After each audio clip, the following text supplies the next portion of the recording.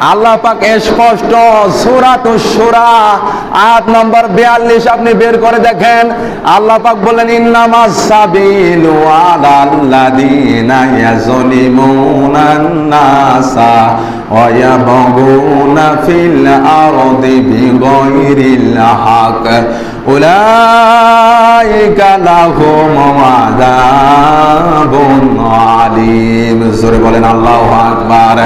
আল্লাহ পাক ঘোষণা দিলেন, নবী আপনি বলে দেন, জানিয়ে দেন, আমি আল্লাহ পাক ওই সকল মানুষদের বিরুদ্ধে কেস করব, মামলা দায়ের করব, অভিযোগ প্রদান করব। আমি আল্লাহ নিজেই, আমার আল্লাহ ঘোষণা দিচ্ছেন ইন্নামাস সাবিলু আলাল্লাযিনা ইয়াজলিমুনান নাসা, যারা মানুষ হয়ে মানুষের উপর জুলুম করছে করবে।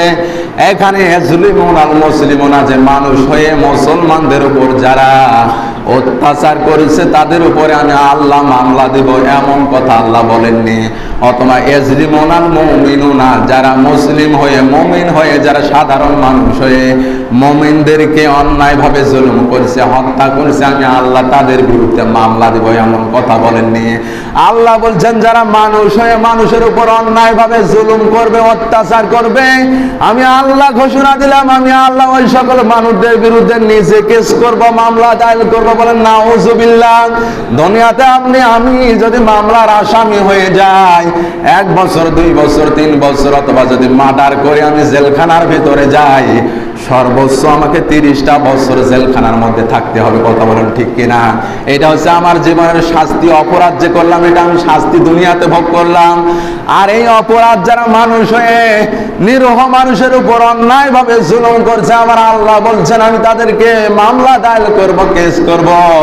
দুনিয়ার শাস্তি যদি এমন হতে পারে, আমি আল্লাহর শাস্তি হচ্ছে জেলখানা, হচ্ছে চিরন্তন জাহান্নামের আগুনের মধ্যে, জ্বলন্ত আগুনের মধ্যে আমি ফেলে দিব। সেখানে তারা চিরন্তন কালের জন্য, অনন্ত কালের জন্য সেখানে তারা জ্বলতে থাকবে। বলেন নাউযুবিল্লাহ।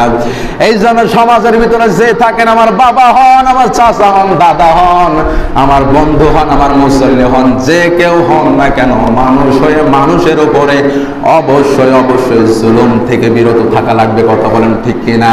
ইয়াজলিমুনান নাসা ওয়া ইয়াবগুনা ফিল আরদ, আর যারা এই পৃথিবীতে এই শান্ত পৃথিবীটাকে অশান্ত করছে অন্যায় ভাবে, আজ পৃথিবীতে আমাদের স্বৈরাচারী সরকার যিনি ছিলেন 15, 16, 17টা বছর, যিনি এই পৃথিবীতে মুশরিকতাবাদ, কাফেরের মতবাদ যারা এই পৃথিবীতে মন ভরা আইন দিয়ে পৃথিবীটাকে চালাতে চেয়েছিল, এই সকল মানুষগুলো যারা দুনিয়াতে বিশৃঙ্খলা করেছে, 1-2 বছর নয়, যারা বিশ্ব বরেণ্য আলেম ছিল, ওই সকল আলেমদেরকে বাছাই যাচাই করে তাদেরকে জেলখানার মধ্যে ঢুকাতো আর মামলা দিত, নির্যাতন করত। যারা এই শান্ত পৃথিবীটাকে অশান্ত করছে, এই 2 শ্রেণীর বিপদে, 1 নম্বরে মানুষে যারা মানুষকে জুলুম করছে, 2 নম্বরে যারা এই শান্ত পৃথিবীটাকে, শান্ত দেশটাকে যারা অশান্ত করবে, আমার আল্লাহ নিজে তাদের বিরুদ্ধে মামলা দিবেন। বলেন নাউযুবিল্লাহ। ইয়াজলিমুনান নাসা ওয়া ইয়াবগুনা ফিল আরদ উলাইকা লাহুম আযাবুন আলীম। ওই সকল মানুষগুলো যারা এই কাজগুলো করবে, আমি আল্লাহ তাদের জন্য আযাবুন আলীম, কঠিন আযাবের ব্যবস্থা করে রেখে দিয়েছি। বলেন নাউযুবিল্লাহ। আমার মুসলমান বিন্দু ভাইরা, এই দিনের জন্য নয়, দুনিয়ার জীবনটা আখিরাতের জীবনের 2.5 সেকেন্ড হবে।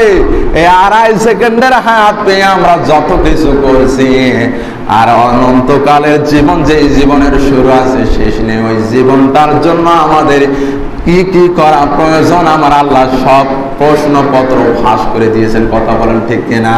আমরা যখন পরীক্ষা দিতে গিয়েছি, এসএসসি বলেন, আলেম বলেন, দাখিল বলেন, আর কামেলে বলেন, যখন আমরা পরীক্ষা দিতে গিয়েছি, আমাদের প্রশ্নগুলো ফাঁস করা হয়েছিল না, সেগুলো গোপন ছিল। কিন্তু আল্লাহ পাক স্পষ্ট জানিয়ে দিয়েছেন যে জান্নাত যাবার জন্য কি কাজ করতে হবে, আখিরাতে ধন্য হওয়ার জন্য কি কাজ করতে হবে। আবার আল্লাহ প্রশ্নগুলো উন্মোচন করে দিয়েছেন, প্রকাশ করে দিয়েছেন, ফাঁস করে দিয়েছেন। দুনিয়াতে মানুষেরা এই পৃথিবীতে নেক আমল করে আখিরাতের জীবনে ধন্য হয়ে যাও। বলেন সুবহানাল্লাহ। এই জন্য কাজ করতে হবে, কাজ ছাড়া কেউ সফল হতে পারেনি। নবীর সাহাবী যারাই ছিল, ওরা এমন পর্যন্ত এত আগ্রহী ছিল, তারা জীবনটা পর্যন্ত সব সময় আল্লাহর পথে দেওয়ার জন্য প্রস্তুত থেকে বলেন সুবহানাল্লাহ।